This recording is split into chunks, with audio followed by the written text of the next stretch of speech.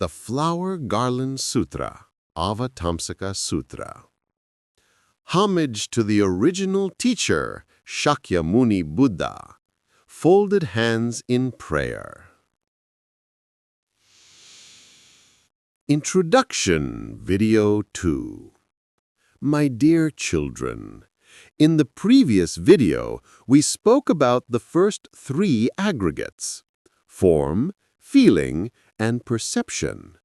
These 3 continuously combine, weaving together the fabric of human life. But behind the activity of the aggregates flows an even deeper current: the 8 consciousnesses. To understand the 8 consciousnesses is to see why beings are bound in samsara and how they can be freed. Part 1. The 5 sense consciousnesses. Only knowing differences. The first 5 consciousnesses are eye, ear, nose, tongue, and body consciousness. Their function is simple: to recognize differences.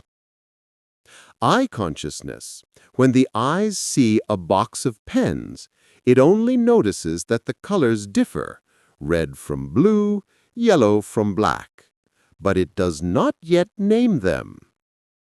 Ear consciousness. Hearing a bell, it only knows high or low, loud or soft, without judgment. Nose consciousness. Smelling, it only discerns fragrant or foul. Tongue consciousness. Tasting, it only distinguishes sweet from bitter. Body consciousness. Touching, it only recognizes hot from cold, hard from soft. These 5 are like mirrors, merely reflecting the differences in external objects. Part 2. The manas consciousness. Differentiating inner objects. While the first 5 consciousnesses engage external objects, form, sound, smell, taste, touch, the manas consciousness works with mental objects. What are mental objects? Dhammas. They are the imprints and seeds stored in the alaya vijnana storehouse consciousness. When conditions arise, manas stirs them up and brings them forward to the mind. For example, when you see a box of pens, the eye consciousness sees external colors. At the same moment, manas may pull up a memory. This red is familiar. I have seen it before.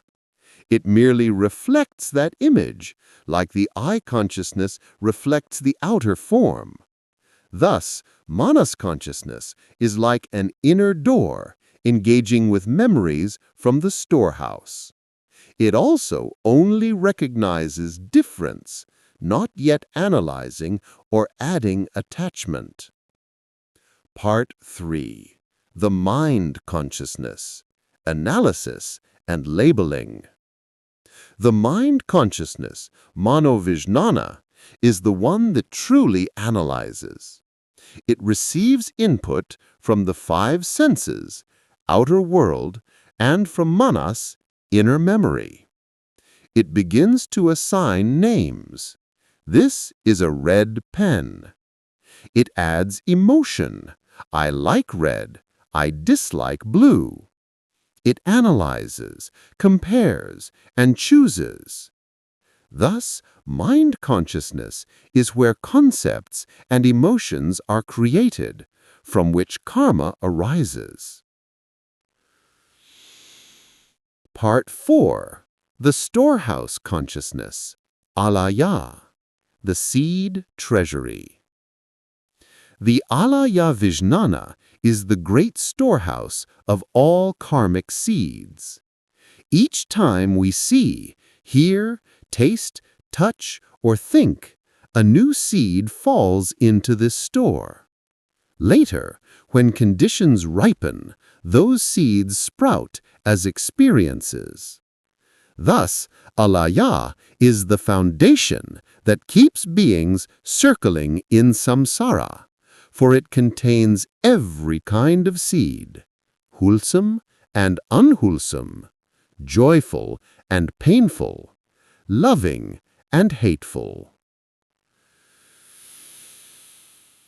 Part 5. The Mind Base, Mano, Root of Subtle Ego.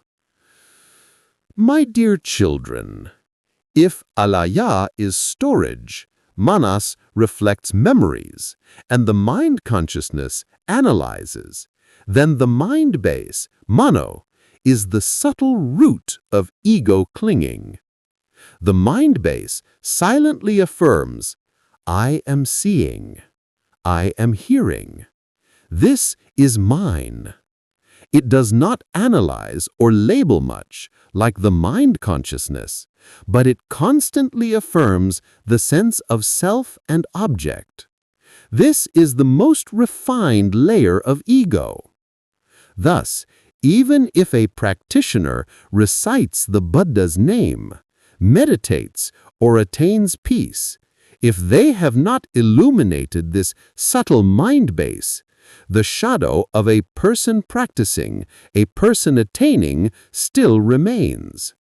And as long as there is a person, true non-self cannot be realized. Part 6. One instant holds all 8. Imagine this.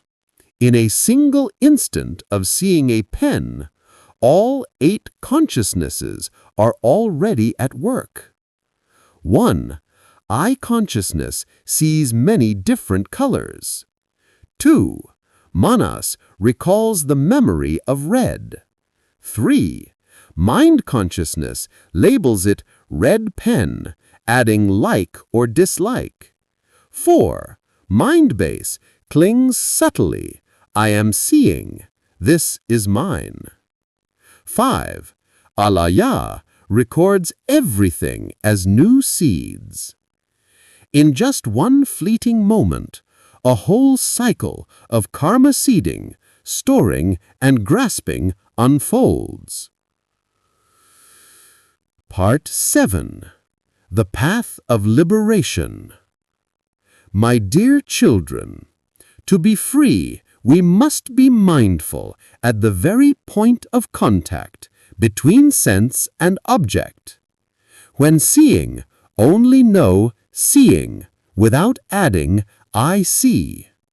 When hearing, only know hearing without adding I hear. When knowing, only know without labeling, without clinging. Then the consciousnesses return to their pure functions. No new seeds are sown into alaya, and the mind base loses its grip. Ego clinging fades away.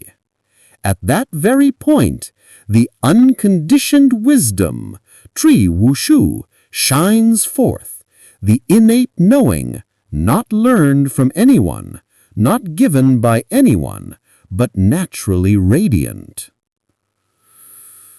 Conclusion. End of video 2.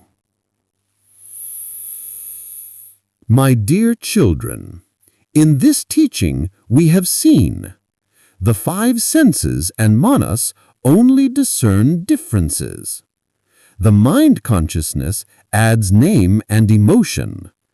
The mind base subtly clings to self and object. Alaya stores all seeds.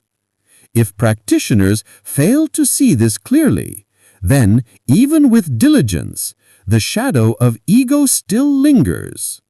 But when one is mindful and penetrates the subtle mind base, the innate, unconditioned wisdom shines forth here and now. In the next video, I will guide you into the 5 aggregates and the 18 elements to see how these two frameworks, though different, are one, and both open the gate to liberation. Homage to the original teacher, Sakyamuni Buddha, folded hands in prayer.